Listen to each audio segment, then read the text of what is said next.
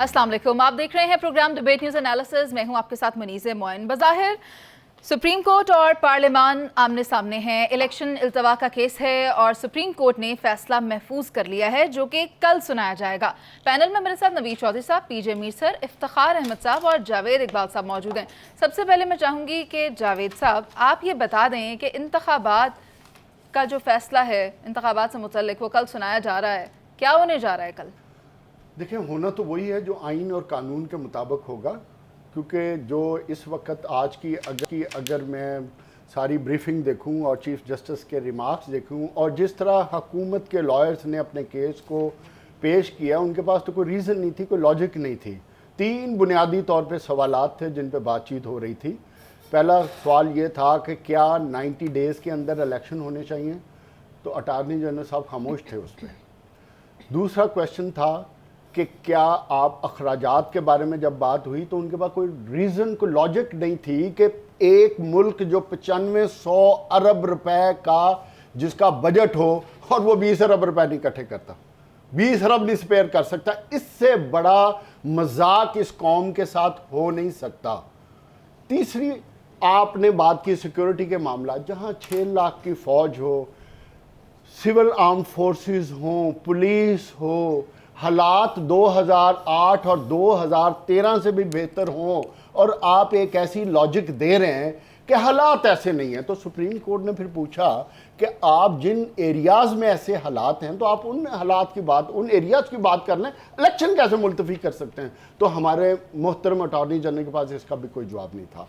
तो बुनियादी तौर पे तो देखा जाए तो हुकूमत जिस चक्कर में है कि इलेक्शन को किसी सूरत में ना होने दिया जाए, उसके अलावा उनके पास उसके लिए ना कोई उनके पास रीज़न है ना लॉजिक है, सिवाय इस बात के जो मेरे मोहतरम तारड़ साहब और मेरे प्राइम मिनिस्टर साहब और हुकूमती बेंचों वाले बात करते हैं जी सबकी आवाज़ सुनाई देनी चाहिए और अक्सरियत की बात होनी चाहिए। तो मैं अपने मोहतरम दोस्तों से क्वेश्चन करता हूं कि मोहतरम, पार्लियामेंट में तो आप अकेले ही अपनी आवाज़ें ऊंची ऊंची आवाज़ तकरीरों में कर रहे हो, उधर आपको कुछ दूसरों की आवाज़ सुनाई नहीं देनी? अच्छा, कौम जो 24 करोड़ अवाम इस वक्त जिस महंगाई के तूफान में दिन ब दिन धंस रही है, आपको उनकी आवाज़ नहीं सुनाई दे रही? पाकिस्तान में फैक्ट्रियां बंद हो गई, जीडीपी 1% से कम हो गई, महंगाई पर भी बात करेंगे। तो सिर्फ आपको सुप्रीम कोर्ट में आपको सिर्फ सुप्रीम कोर्ट में अक्सरियत चाहिए,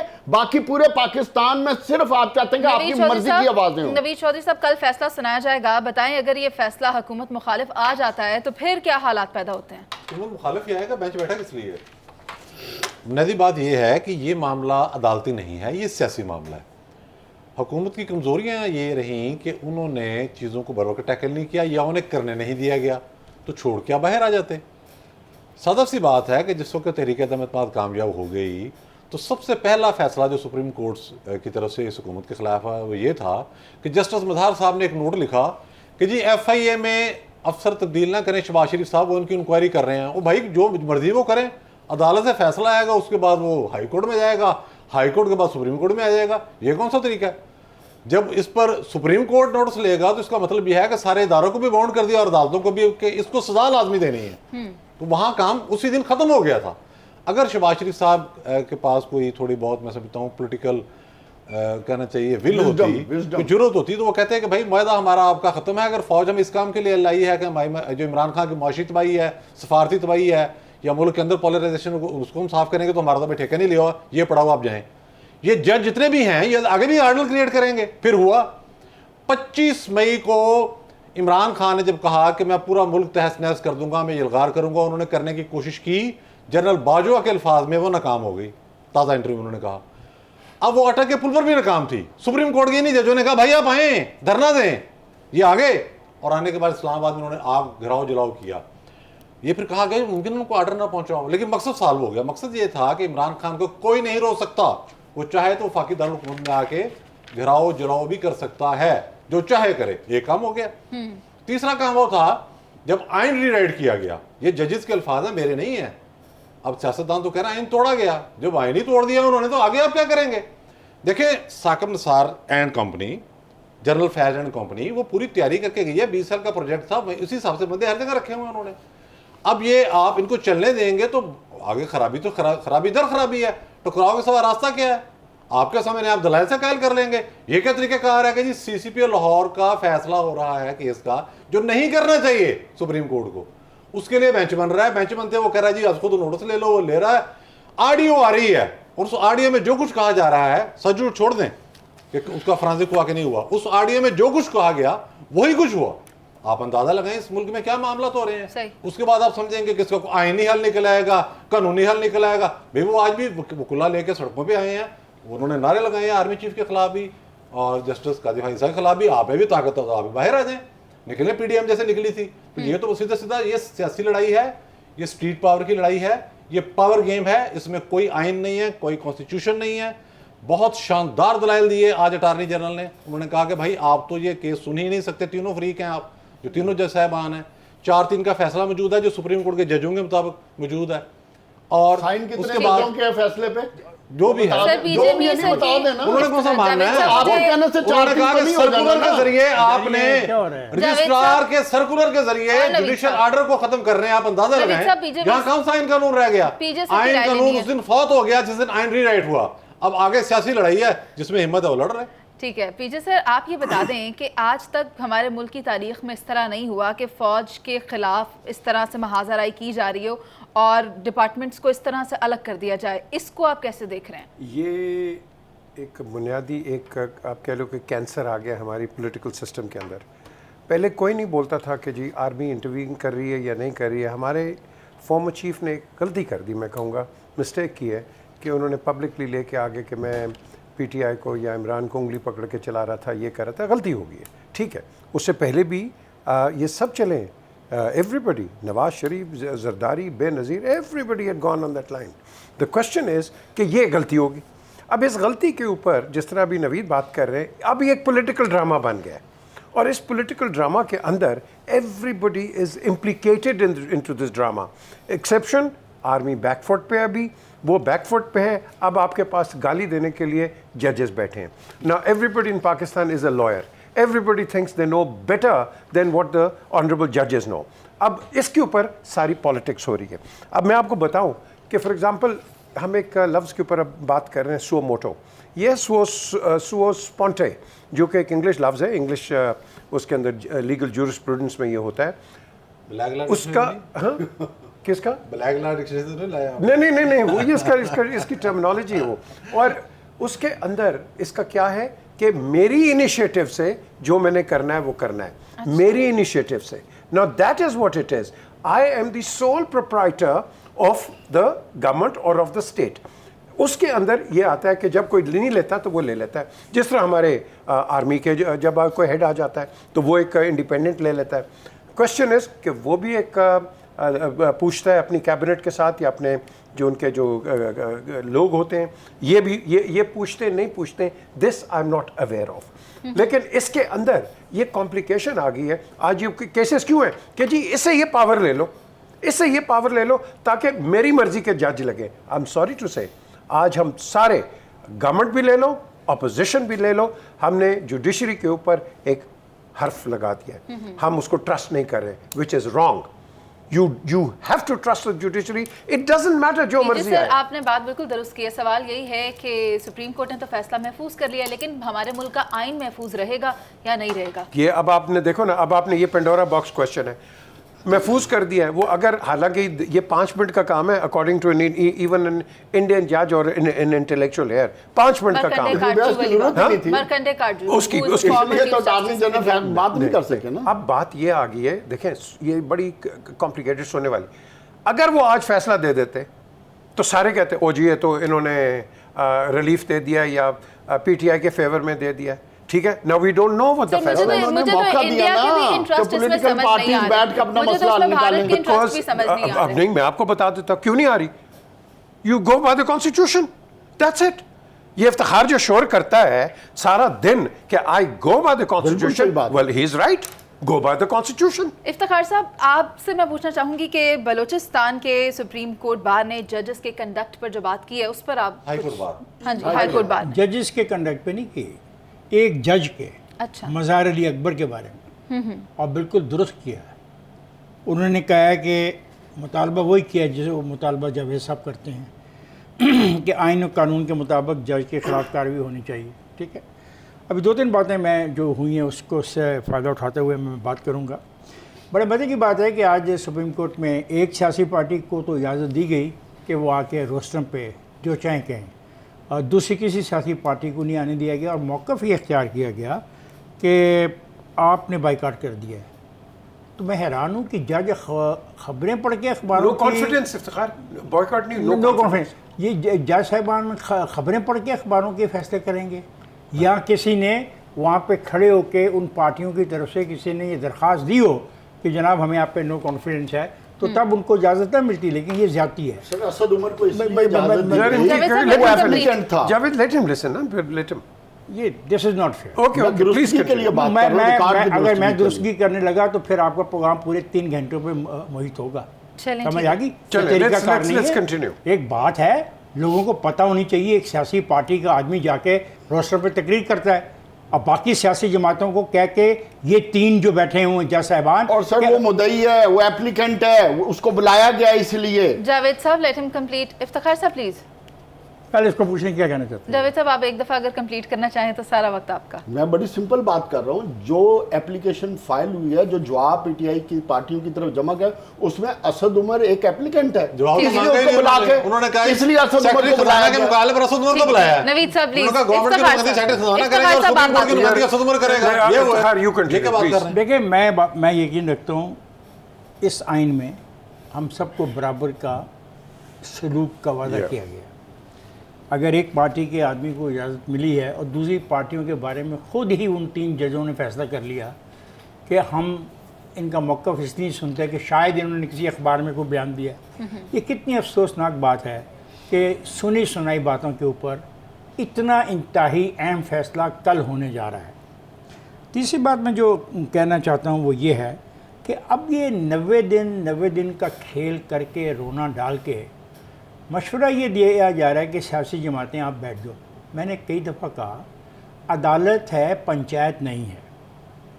ये बहुत ज़रूरी बात है, इसको जितनी जल्दी समझ लिया जाए अच्छा। आज उन्होंने फ़ौज की तकसीम भी कर दी। जी जब हम फ़ौज पाकिस्तान की बात करते थे तो हमारे जहन में सफ़ेद वर्दी भी होती थी, नीली वर्दी भी होती थी और खाकी वर्दी भी होती थी, और ये बाइफिकेशन 70 साल में नहीं हुई।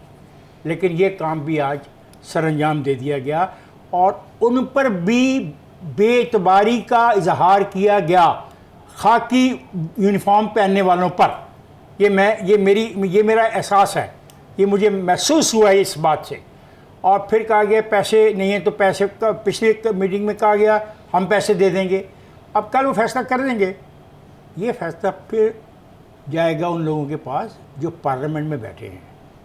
ठीक क्या है। फैसला करते हैं? मैं तो पार्लियामेंट का जो फैसला होगा मैं तो उसके साथ खड़ा हूँगा।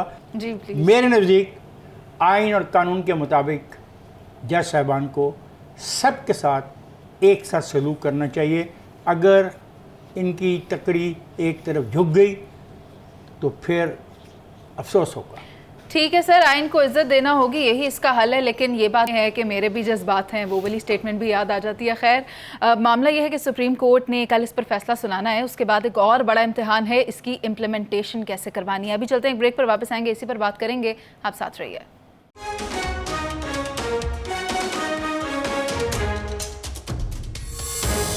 Welcome back. और सुप्रीम कोर्ट ने फैसला महफूज कर लिया है। मैं इसी पर बात कर रही थी कि क्या इस पर इम्प्लीमेंटेशन करवाई जा सकेगी जो फैसला कल सुनाया जाएगा। इफ्तिखार साहब आप बात कर रहे थे। जी देखिए, बात ये है कि अदालत का फैसला है और जो इस पर अमल करवाना है वो इलेक्शन कमीशन ने कराना है।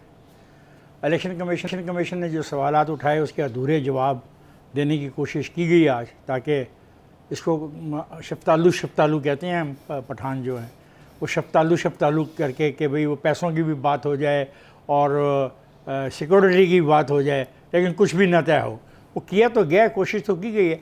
बहरहाल जी, जज हजरात का फ़ैसला जो भी होगा वो अनाउंस करेंगे बाकायदा तौर पे, आके अपनी कुर्सियों पे बैठ के अमल दरामद कराना जो है वो इलेक्शन कमीशन ऑफ पाकिस्तान का है। और इसमें पार्लियामेंट का क्या रोल होता है, पार्लियामेंट कैसे रिएक्ट करती है। और इलेक्शन तो होने हैं, आज हों या कल हों, और इलेक्शन कवानीन के मुताबिक होने चाहिए। मैं जब होगा इलेक्शन तो मैं तो लाजमी वोट डालूंगा जाके जिस पार्टी को मैं पसंद करता हूँ। ठीक है, पीछे सर आप कुछ ऐड करना हाँ, चाहेंगे? ये इसके अंदर देखिए ना, अब इफ्तिखार ने बात की, एक ऑब्जर्वेशन इनकी ओपिनियन है, ऑब्जर्वेशन इज़ मोर इम्पॉर्टेंट, कि ये क्या ये पार्लियामेंट के पास जाएंगे या इलेक्शन कमीशन के पास जज भेजेगा, बिकॉज इलेक्शन तो इलेक्शन कमीशन ने करवाने, हुकूमत कराएगी नहीं जी, इलेक्शन कमीशन का सपोर्ट तो हुकूमत ने देनी है ना। नहीं सर, क्यों देनी है उसने? आज सेक्रेटरी डिफेंस, सर सेक्रेटरी देखें, फाइनेंस क्यों बुलाए गए थे? सर सुने, अभी जो इन्होंने बात की आपने शायद वो सुना नहीं। पहले हम सिर्फ कहते थे कि फ़ौज करवाएगी, आज आपके 2 आर्म्स और भी जज ने एंटर कर दिए, एयरफोर्स एंड नेवी। ये बहुत इंपॉर्टेंट चीज़ है। पहले आप सिर्फ खाकी देखते थे, आप ब्लू एंड वाइट भी हैं। So the question here is कि क्या फिर आपका भी एक पॉइंट था कि अगर आप 20 अरब इधर लगा सकते हो तो इलेक्शन क्यों नहीं करा सकते? ओके, 9500 अरब का आपका बजट है। इस पे बड़े पॉइंट्स हैं और इन पॉइंट्स को एक ही तरीके से हम कर सकते हैं। जज ने, चीफ जस्टिस ने आपको कहा है पॉलिटिकल पार्टीज को कि प्लीज यू डिसाइड। मैं can I help the chief justice? Yes sir, Should I? Please. Go. या साहब, आप इस बात को मान लें कि 90 दिन में ये नहीं हो सकता काम, आप कह दें कल और पार्टियों को कहें कि बैठें ठीक है, और एक वैसे- नई डेट मुश्तरका तौर पे बिल्कुल सही दें, बात लेकिन है। पहले फैसला ये करें कि यस जो हालात हैं कि 90 दिन में आइन की इस शिक पर 90 दिन में अमल दरामद होना मुमकिन नज़र नहीं आता। क्राइसिस से बचने के लिए अच्छा। हम डायरेक्ट करते हैं और अपने साथी जजेस को भी साथ बिठा लें इस जजमेंट में As a last resort. Yes at the आखिरी और आखिरी, हतमी अरबा। जो नवीद चौधरी साहब? मुल्क के लिए आप खिदमत कर सकते हैं। नवीद साहब, आपको भी याद होगा अदलिया तो शुरू से ही कह रही है कि सियासी जमातों को बैठकर इसका हल निकालना होगा ताकि इलेक्शंस का एनवायरनमेंट पैदा हो सके, लेकिन ऐसा तो हो नहीं रहा। अब सिविल सोसाइटी भी बहुत कोशिश कर रही है, लेकिन पाकिस्तान तरीके इंसाफ कहीं से भी उसमें लेट डाउन होती नजर नहीं आ रही। लेट डाउन तो शायद दुरुस्त लफ्ज ना हो, लेकिन कॉपरेट करती नजर नहीं आ रही। देखें, अदलिया जो बात कह रही है ना कि सब मिल बैठे हैं, ये बुनियादी तौर पर ये भी एक सियासी बात है। अच्छा, भाई आपको किस लिए बैठाया हुआ है? आपकी ज़ात पे एतराज़ आ गया, फ़ौरन उठ के साइड पे हो जाएं। उन्होंने कहा जी बाकी जजेस बैठे हुए हैं, इनका विजडम है और हम तो फैसले दे चुके हैं, हमने तो आइन भी कर दिया है, इनसे फैसला करा लें। सर उठकर तो कहीं चलेगा। ये बड़ी अच्छी बात कर रहे हैं, आप अच्छी कह रहे बात हैं कर जी रहे हैं। सियासी तौर पे बैठ जाएं इकट्ठे होके। कभी आप कहते हैं जी अमर बिन मारूफ की बात की जाए, चीफ जस्टिस साहब सुप्रीम कोर्ट में बैठ के कह रहे हैं कल तक जो जेलों में थे आज वो तकरीरें कर रहे हैं। यार कमाल हो गया भाई। आज शहबाज शरीफ ने जवाब दिया, जब शहबाज शरीफ जैसा, जिसे मैं कौमों में फिक्रा लिखने लगा हूँ, शरीफ उल नफ्स आदमी, जो मैं कहना चाह रहा हूँ बता नहीं सकता, अगर वो असेंबली में खड़ा होकर ये कहते जज साहब ये क्या मजाक है, आप मुझे सुना रहे हैं, कल तक जेलों में थे, किसकी वजह से जेलों में था, कौन था जो इंसाफ नहीं दे रहा था, किसको नजर नहीं आ रहा था ये इंतकामी कार्रवाई है, बच्चे बच्चे को पता था। तो सुप्रीम कोर्ट सियासी बात कर रही है, सियासत में कूद चुकी है, हमें ये बात तस्लीम करनी होगी। ये कह देना आप इमरान खान का मौका अपना रहे हैं और आप कह रहे हैं जी उस लोधी हुकूमत को बाउंड करें। वो जो 2014 के धरने थे उसमें वो जो अज़ीमुश्शान शख्सियत है, अरबपति खरबपति शख्सियत, जिसके बच्चे भी अरबपति हैं, जनरल आसम बाजवा नेकोकार, वो बार बार बयान जारी करता था रहेल शरीफ की एमा पर। हम समझते थे शायद खुद लगा हुआ है, ये पता नहीं क्या है। बाजवा तो बाद में कह रहा सारी फौज खुद ही लगी हुई थी। सही। वो कहता था कि मुज़ाकरात करें, मुसल्लह फौज कह रही है कि मुज़ाकरात करें, यानी कि एक आदमी लश्कर लेकर हमलावर है सरकारी इमारतों पर, पूरे मुल्क का निज़ाम चौक किया गया है। और तर्जुमान कह रहा है आसम बाजवा दी ग्रेट, पाकिस्तान का नेक तरीन आदमी, उसको अवार्ड मिलना चाहिए, सही। ईमानदार तरीन आदमी, ठीक है। जिसके बच्चे भी अरबपति हैं। वो कह रहा था मुज़ाकरात करें। तो यही काम सुप्रीम कोर्ट कर रही है। भाई आपका मामला अदालत का, अपने मैंडेट में रहे, आप पर एक एलिगेशन आ गया, आइन रीड करने के बाद आपके ब्रादर जजों ने कर दिया, 50 मामले और हैं, आप अगलों को फैसला करने दें। बड़ी अच्छी बात कर रहे हैं, मुज़ाकरा छोड़ें, ये मजाकरात हो रही है आजकल। अच्छा। सब मजाक है। ठीक है, लेकिन क्वेश्चन इज, मैं आपको एक चीज़ बताऊं, देखें क्वेश्चन इज कि अभी इन्होंने कहा कि भाई जिसके ऊपर वो ये चीफ जस्टिस है तो साइड पे हो जाएं, और सबसे बड़ा टेंट तो आपका चीफ इलेक्शन कमिश्नर है, इसको चाहिए कि रिजाइन करे। Why not? चीफ जस्टिस करे केस लाए ना आप, केस बताएं। उसके मज़ार अली अकबर नकवी के खिलाफ तो केस है, तो आप ऐसा केस लेके ना कर दिए रेफरेंस दायर यार सुप्रीम बलूचिस्तान बार काउंसिल ने कर दिया। और क्या कहते हैं, डस्का के इलेक्शन की धांधली पकड़ी उसने, चीफ इलेक्शन कमिश्नर ने, सबने देखा ना। लाहौर हाईकोर्ट ने उड़ा के रख दी सारी। ये तो सही। हाल हो रहा है यहाँ पर। अच्छा, यहाँ और कह रहे हैं यहाँ एक और इंटरेस्टिंग, एक और ये चाहते इंटरेस्टिंग ये है जो आखिरी मुतालबा सर, है। मेरी बात सुने, मुझे इनके- जावेद साहब की राय लेनी है। सियासतदान का आखिरी मुतालबा ये भी तो है ना कि चीफ ऑफ आर्मी साहब मेरी मर्जी को इलेक्शन की डेट मुझे दी जाए और ये इफ्तिखार साहब, मुझे जावेद साहब- मेरे घर आके मेरी जमानतें करें। हाँ, ये मैं इसकी जावेद- बात- क्या आप सब जावेद साहब को ये तो गुफ्तगू में यूज हो शामिल जाए, होने का वो मौका ठीक है। देंगे? क्या आप सब जावेद साहब को बात करने का मौका देंगे? बिल्कुल जी, जावेद साहब, लेट मी आस्क बात यू बुनियाद करनी है। फर्स्ट, उन्हीं की बात कर रहे हैं हम। बुनियादी वो जजों तौर वाली बात कर रहे हैं, वो जज कर सकते हैं भाई। जावेद साहब, मेरी बात सुनिए। क्योंकि इनको अब चूंकि मर्जी की चीजें हो नहीं रही ना यार, 11 इलेक्शन तो महीने होने ही से ना बहरहाल यार। 11 हौसला करें, ये हौसला कौन कहा गया कि इलेक्शन हौसला नहीं होने? हौसला आप 2 मिनट हौसला कि हौसले में है आपके नहीं, पास तुम झूठ बोल रहे या हो, पीडीएम की गलत तरह बयानी कर रहे हो। वो आउट ऑफ ट्रैक हुए हैं, ये आपने गलत बयानी हौसला से छोड़ काम लो, रखा है। इलेक्शन होंगे और मैंने तो बात ही नहीं की अभी। पाकिस्तान में इलेक्शन बात होंगे। करने देना। अब बात तो करने दे देखिए, मुझे। मेरी बात सुनिए, जावेद क्यों साहब- घबरा रहे हैं आप? जावेद फैसला साहब- सुबह आना आपको। जावेद ऑफिस से साहब और परवाह इफ्तिखार नहीं, साहब, मुझे आप तो दोनों जिस दिन यहाँ इलेक्शन पर होंगे, अपना जब बेंच होगा, बनाए वोट बैठे मांगे हैं। आएगा। जावेद साहब और इफ्तिखार साहब अपना बेंच पहले आपने ये बनाया दोनों हुआ है। आपस में कर नहीं, रहे हैं ना। मुझे नहीं, बात घबराना करने नहीं, दें। घबराना देखिए, मेरी नहीं। बात सुने। इमरान खान साहब ने आज बात किया और उन्होंने ये कहा है कि तुर्की के नक्शे कदम पर चलें या खुदा का फिर वास्ता, म्यांमार बने। या अल्लाह है। सर, मेरी बात सुने। फिर उसके बाद शहबाज शरीफ साहब ने भी कहा कि इमरान खान ने पाकिस्तान की साख को दाव पर लगाया है। बिलावल भुट्टो ये कहते हैं कि मुझे ये खतरा है कि हमारे मुल्क में मार्शल लॉ लग जाएगा। जब इतनी डाइवर्स स्टेटमेंट सामने आ रही हैं तो फिर हम कैसे कहेंगे कि एक पेश पे बैठ के इंतखाबात की बात करेंगे? सर, जावेद साहब की राय। एंकर साहब, उनसे ये सिर्फ 2 बातें इनको है। इससे पूछे कि तुर्की का हवाला क्या है और म्यांमार का हवाला क्या है, बस। सर वैसे बिलावल देखिए, के अंदर पिछले एक सेकंड ना, पिछले 11 महीने से जो पीडीएम की सियासत है, बुनियादी तौर पे इसने जहन्नम में मुल्क गई उसकी सियासत। इसका बताओ, ये म्यांमार आप हौसला और- नहीं, करेंगे, नहीं, हमें आप क्या- थोड़ा सा हौसला कर लें तो कहानी पीछे से हौसला शुरू करके करेंगे बहुत ना, दूर कहानी नहीं, आपको हौसले की जरूरत है। आप हौसला मुझे कर जवाब लें। चाहिए तुर्की इस या कौम म्यांमार का का। ऑलरेडी हौसला एग्जॉस्ट कर गया। भी आपकी नहीं हो रहा। औकात देख के थोड़ा सा कौम हौसला कर लें। जहाँ खड़ी है यार, वहाँ आप खड़ी है। मुज़ाकरात दोनों बैठ के आराम से देखिए, करें ना। 11 महीने से इन्होंने जो पाकिस्तान का हाल किया है और दिन ब दिन इनसे ना मुल्क संभल रहा है, ना कौम संभल रही है, ना मैशत ये संभल डिफॉल्ट रही करा रहे है। थे। और यहाँ तक के इन्होंने अदारों को भी टारगेट किया।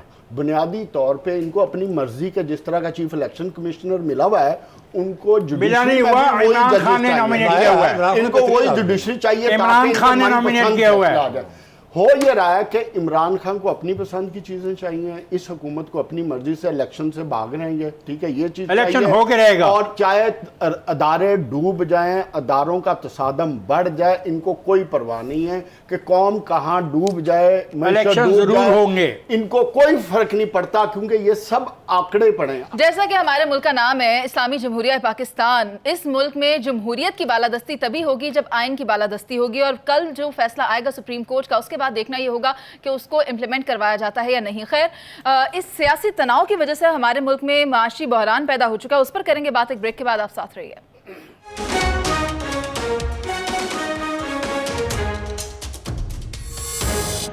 11 माह से ज़ायद का वक्त हो गया है, लेकिन वज़ीर-ए-आज़म पाकिस्तान मियां मोहम्मद शहबाज शरीफ साबका हुकूमत को ही हदफ़े तनक़ीद बनाए हुए हैं और कहते हैं कि जो भी महंगाई है ये उन्हीं की वजह से है। जो भी उन्होंने इक़दामात उठाए, IMF के साथ जो भी टर्म्स तय की, ये उसी के नतीजे में है।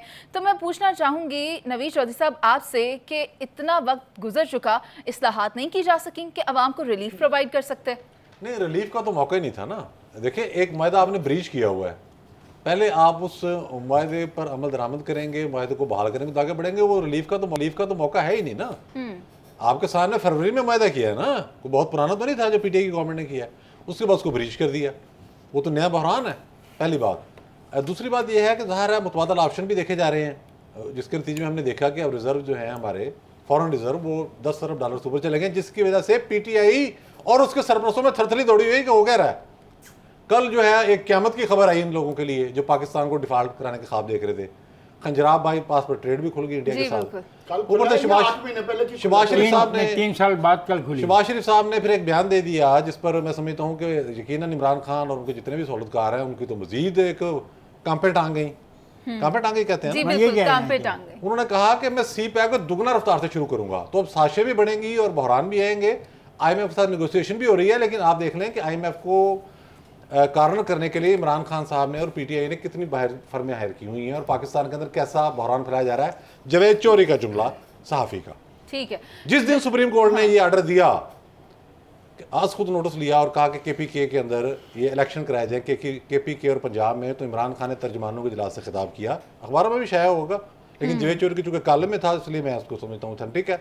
जाहिर है वो भी न्यूज़ रूम से गए हैं, मैगजीन से। उन्होंने कहा कि इमरान खान ने फ़ौरन कहा चलो जी ये मसला तो तय हो गया, अब IMF इनको पैसे नहीं देगा, इसलिए अब देखें कि पूरे मुल्क के अंदर इलेक्शन कराने के लिए कैसे आगे बढ़ना है। तो ये अल्फाज थे। ठीक है, वैसे तो हमें भी याद होगा कि मौजूदा हुकूमत महंगाई मार्च का नारा लगाकर आई थी पीजे सर, लेकिन महंगाई तो जूं की तूं है। आप देखें कि मार्च में 35.4% रिकॉर्ड की गई है। मैं गवर्नमेंट को और अपोजिशन को दोनों को ब्लेम करता हूँ, क्योंकि आपकी सियासत पर्सनल अटैक्स पे रहेगी एक दूसरे के ऊपर, लेकिन आवाम के जिसका सवाल किया है उस पर कोई काम नहीं हो रहा। आप गवर्नमेंट को क्रिटिसाइज़ करो लेकिन कंस्ट्रक्टिव तरीके से, क्योंकि अगर आप इनको कंस्ट्रक्टिव तरीके करोगे और कल आप हुकूमत में आओगे तो आपकी तिजोरी में कुछ होगा। अगर नहीं करोगे और पर्सनल अटैक्स एक दूसरे पे पर्सनल लाइफ पे करोगे, you will never progress, remember that. 2, PIA जो आपका सबसे बड़ा असासा है, मैं तो गवर्नमेंट को उस पर तनकीद करता हूँ ओपनली, भाई तुम क्यों नहीं इस पे काम करते हो। हमारे सिर्फ प्राइम मिनिस्टर को चाहिए कि जाए इसको खोले और PIA को उसके रूट्स वापस लेके आए। अब द क्वेश्चन इज कि no one is talking about it.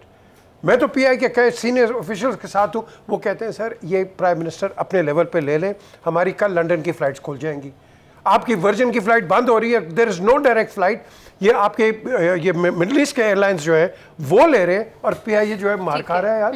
एक दूसरी चीज़ ये है कि वो मुल्क कभी तरक्की नहीं कर सकता, एक्सेप्शंस है, एक टर्की की है, लेकिन वो मुल्क कभी तरक्की नहीं कर सकता जो अपनी ट्रैफिक ठीक ना कर सके।